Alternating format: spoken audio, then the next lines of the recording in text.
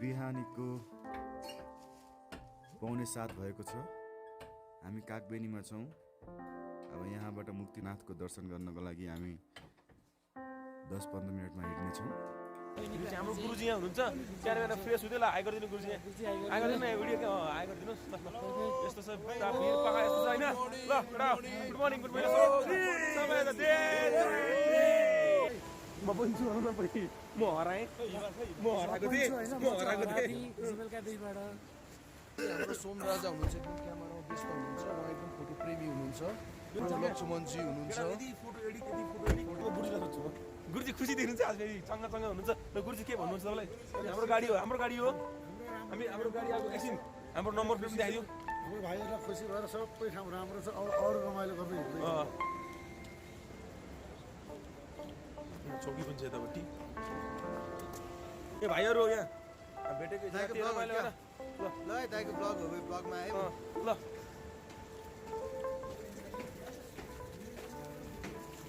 मन्दिर छ यहाँ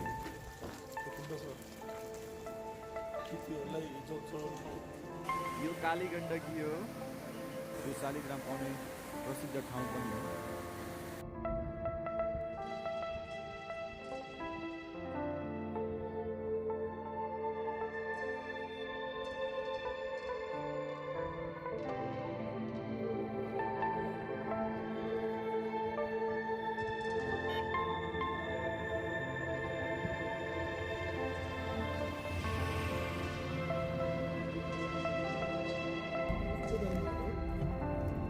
मुक्तिनाथ दर्शनको लागि जाँदैछौँ।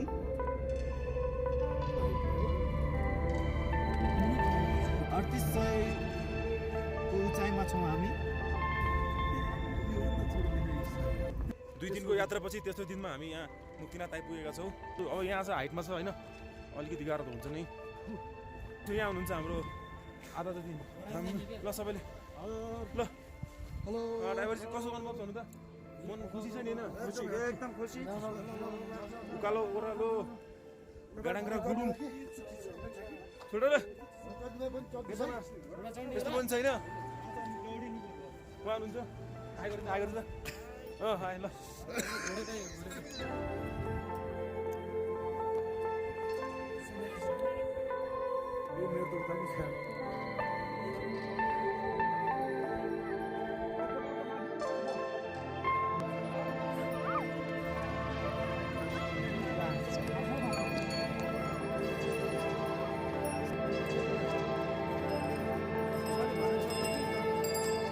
यताबाट जाउँ न।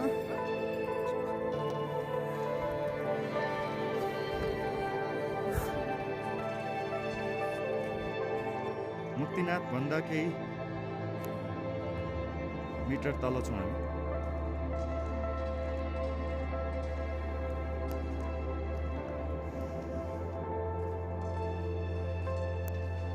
यो मुक्तिनाथको बाटो मजा लगाएको ठाउँ। सेतो पर्खाल जस्तो देखिरहेको छ यो मुक्तिनाथ हो। खासै चिसो चाहिँ छैन। त्यस हाई एल्टिट्युडले गर्दा हल्का सास फेर्न गाह्रो भइरहेको छ।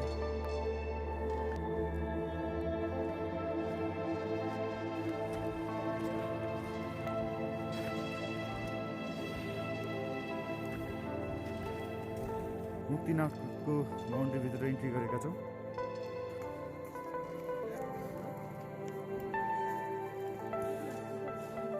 यसलाई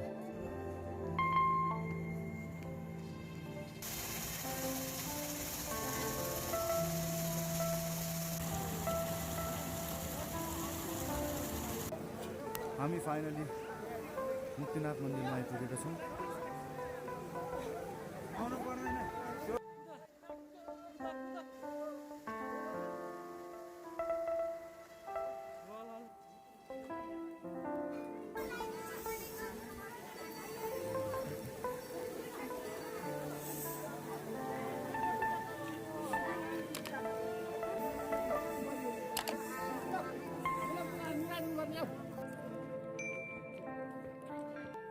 भाइ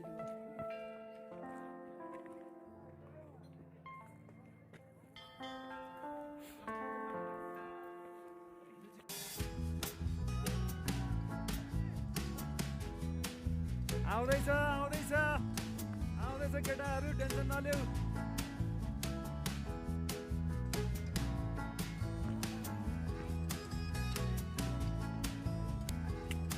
हेलो गाइस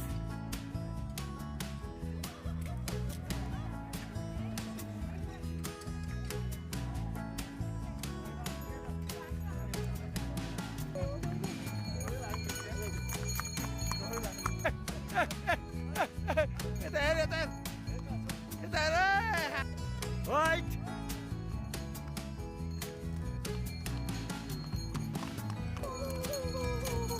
हामी मुक्तिनाथबाट फर्केको अवस्था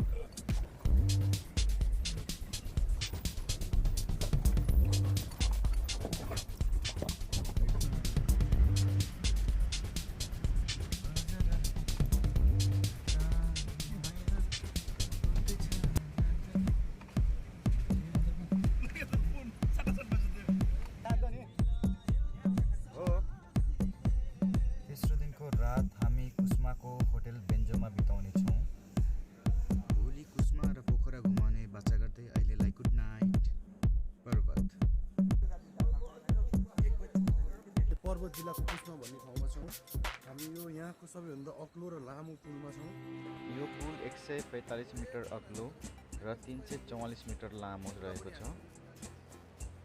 आज हाम्रो चौथो दिन हामीले पुलको माथि छौँ बा आउनुहोस् हामी लगेर जान्छौँ हजुरलाई डराउनुहोस् हामी छौँ यहाँ है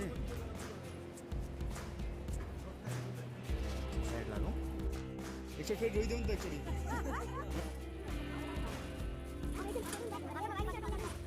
यो त अनुहार कसले हेर्छ नि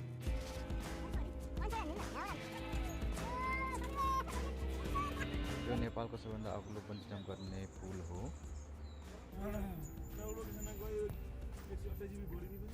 हामी तालबाराही मन्दिरको दर्शन गर्न आएका छौँ। ती सामान किन्नको लागि अमितले भाउतोल गरिरहेको छ। यहाँ देखिराख्नुभएको छ तपाईँले साइडमा कुनामा। तालबाराईको चाँडो दर्शन होस् भनेर हामी लाइनमा लागिरहेका छौँ। यहाँ तालबाराई दर्शन गर्न आउने भक्तजनहरूले राख्ने जुत्ता चप्पल राख्ने र्याक यो हो, यो स्थान हो। सबै भगवानको दर्शन गर्नको लागि एकदमै आतुर भइरहेका छन्। तालबाराई मन्दिर फेवातालको बीच स्थानमा रहेको छ र यहाँ जानको लागि हामीलाई डुङ्गा युज गर्नुपर्ने हुन्छ। तपाईले यो फोटोमा के देख्नुभयो, के बुझ्नुभयो हामीलाई कमेन्ट गर्नुहोस्।